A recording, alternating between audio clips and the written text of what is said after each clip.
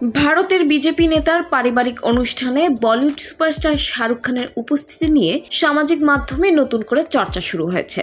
রাজনীতি থেকে বরাবরই দূরত্ব বজায় রাখা এই অভিনেতাকে গেরুয়া শিবিরের ঘনিষ্ঠ এক নেতার আয়োজনে দেখা যাওয়ায় বিনোদন ও রাজনৈতিক অঙ্গনে নানা সমীকরণ মেলাচ্ছেন অনেকে। সম্প্রতি বিজেপি নেতা মোহিত কম্বোজের মেয়ে মিশকা কম্বোজের জন্মদিনের জমকালো এক অনুষ্ঠান আয়োজন করা হয়। সেখানে শাহরুখ খান ছাড়াও উপস্থিত ছিলেন রণবীর সিং, সঞ্জয় দত্ত, প্রীতি জিন্তা ও শিল্পা শেঠির মতো এক ঝাঁক তারকা। সঞ্জয় দত্তের স্ত্রী মান্যতা দত্ত সেই অনুষ্ঠানে একটি ছবি সামাজিক মাধ্যমে শেয়ার করার পর বিষয়টি প্রকাশ্যে আসে। ওই ছবির ক্যাপশনে মান্যতা রাতটিকে স্মরণীয় হিসেবে উল্লেখ করেন।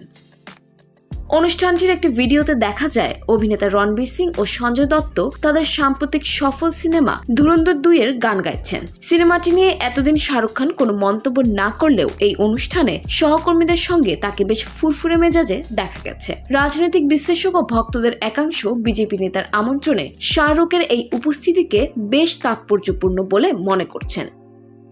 উল্লেখ্য 2023 সালে পাঠান, জওয়ান ও ডাঙ্কির মতো ব্লকবাস্টার সিনেমা উপহার দেওয়ার পর বর্তমানে শাহরুখ খান ব্যস্ত তার পরবর্তী সিনেমা কিং নিয়ে।